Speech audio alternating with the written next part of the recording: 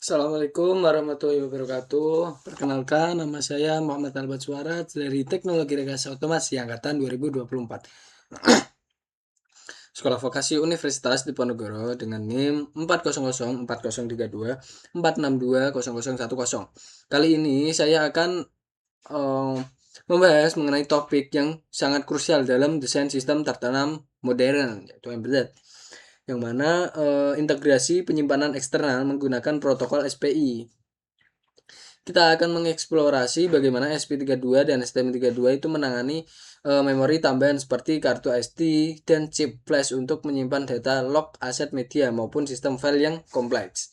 Nah, selanjutnya itu pada slide pertama yaitu memahami protokol SPI. Nah, memahami fondasi utamanya yang mana sebelum masuk ke hardware penyimpanan, kita harus mengerti mengapa protokol SPI itu menjadi standar pilihan untuk komunikasi memori serial berkecepatan tinggi di dunia microcontroller.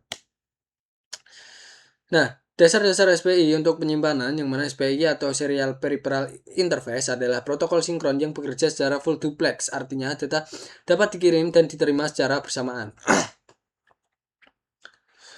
Berbeda dengan I2C yang memiliki overhead alamat, SPI bekerja sangat cepat karena menggunakan jalur dekat atau clock khusus pada SP32 misalnya. Kita bisa mengacu kecepatan hingga 80 MHz yang sangat ideal untuk membaca file gambar atau file suara berukuran besar secara real time. Nah, selanjutnya pada slide keempat, yang mana secara fisik SPI itu menggunakan 4 kabel utama: MOSI untuk mengirim data ke memori, MISO untuk menerima data kembali, SCK sebagai data pengatur, dan CS atau chip select untuk memilih perangkat mana yang ingin kita ajak bicara. Satu hal penting yang sering dilupakan adalah integritas sinyal. Semakin tinggi kecepatan komunikasi, semakin rentan dan kita terhadap interferensi. Kabel yang terlalu panjang atau tata letak PCB yang buruk dapat menyebabkan korupsi data pada sistem penyimpanan kita. Selanjutnya itu ada hardware dari SD card dengan perbandingan dari serial flash. Setelah memahami cara penggunaannya, sekarang kita lihat perangkat apa yang kita ajak bicara. Ada dua jenis penyimpanan SPI yang paling umum digunakan dan masing-masing memiliki kegunaan yang berbeda tergantung kebutuhan proyek. Nah, di sini tuh ada perbandingan media penyimpanan, yang mana pertama adalah kartu micro SD. Keunggulannya adalah kapasitas yang besar hingga puluhan gigabyte dan bersifat removable atau bisa dicopot. Ini sangat cocok untuk data logging atau pembaruan firmware secara manual. Kedua adalah chip NOR flash seperti seri W25G. Chip itu biasanya disolder langsung ke PCB dan memiliki latensi yang sangat rendah dan jauh lebih tahan terhadap guncangan mekanik dibandingkan kartu SD. Selanjutnya itu ada flash, biasanya digunakan untuk menyimpan aset sistem atau file konfigurasi yang kecil. Selanjutnya itu platform implementation, yang mana bagaimana kita itu menerjemahkan teori ini ke dalam kode program. Selanjutnya itu mari kita bahas mengenai cara implementasi pada dua raksasa microcontroller, yaitu SP32 dan STM32. Nah, di sisi lain SP32 itu kita dimanjakan dengan kemudahan ekosistem Arduino atau SPIDF yang menyediakan library seperti SD.H atau Little FS secara plug and play. Di sisi lain, STM32 itu menggunakan pendekatan yang lebih terstruktur melalui middleware atau FATFS. Meskipun konfigurasinya lebih teknis dan manual, STM32 itu memberikan kontrol yang lebih mendalam bagi pengembang profesional untuk mengoptimalkan kinerja sistem file pada tingkat register. Selanjutnya, jika kita berbicara tentang kecepatan, SPI itu sebenarnya memiliki batas pada kecepatan yang rendah. Nah, pada slide ini kita melihat perbandingan antara penggunaan mode SPI standar dengan mode SDIO atau SDMMC yang asli. Jika aplikasi teman-teman hanya membaca file konfigurasi, SPI sudah lebih dari cukup. Namun, jika Anda ingin memutar video atau merekam audio beresolusi tinggi, Anda mungkin perlu beralih ke mode SDIO 4 bit yang bisa memberikan kecepatan hingga 24 MB per detik, jauh melampaui kemampuan SPI standar. Selanjutnya itu ada best practice untuk penyimpanan yang dapat diandalkan, yang mana penyimpanan data adalah hal yang sensitif. Ada beberapa aturan emas yang harus kita ikuti, yang mana pertama itu memastikan tegangan kerja selalu di 3,3 volt, karena memberikan 5 volt langsung ke kartu SD itu akan merusak secara permanen. Kedua, kartu SD itu membutuhkan arus puncak yang besar saat menulis data. Jadi, kapasitor decoupling yang baik sangat wajib. Yang terakhir itu jangan pernah lupa menutup file di dalam kode program.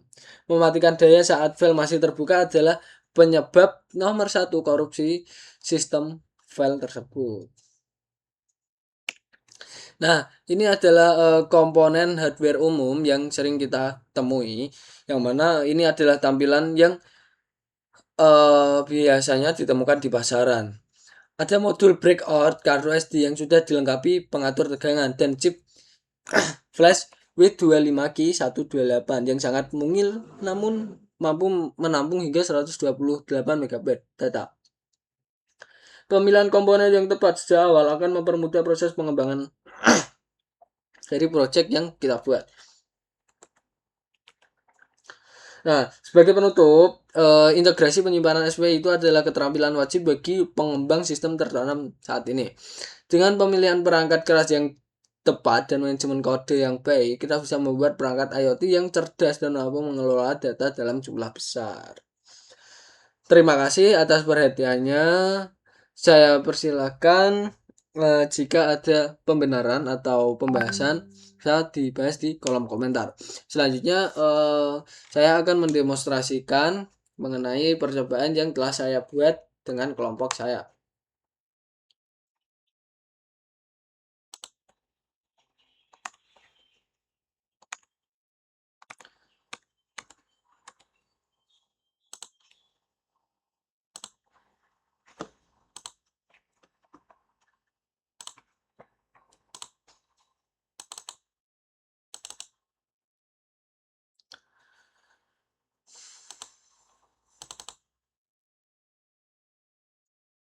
Nah, Oke, pada kali ini merupakan program dari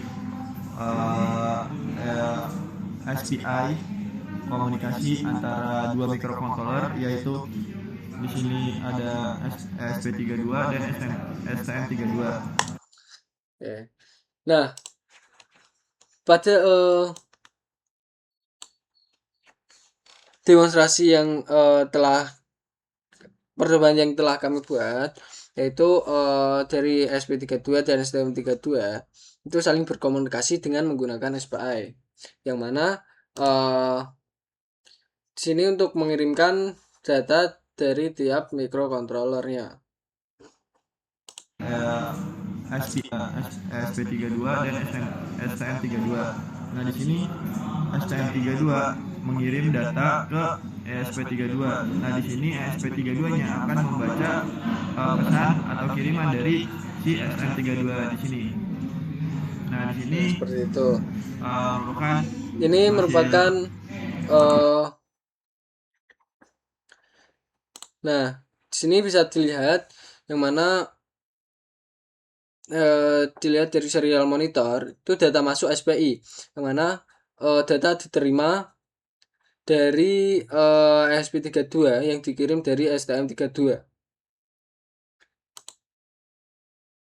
Seperti itu. kirim transaksi ini pada jumlah datanya ya teman-teman, ini udah sampai bit ke 107. Nah, ini akan bertambah terus. Ini transaksi 136 37 dan ini akan terus berlanjut. Nah, untuk komunikasi menggunakan SPI dari SP32 dan Ngirimnya gini STM32 itu aja, seperti nggak itu. yang apa namanya, hello world. Nah, selanjutnya kita lihat pada SP32 dengan SD card.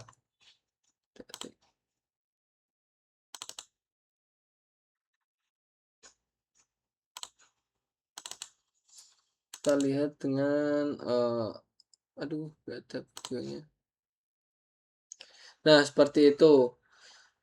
Oke, teman-teman, jika ada kesalahan atau kekurangan dalam pembahasan, saya mohon maaf. Assalamualaikum warahmatullahi wabarakatuh.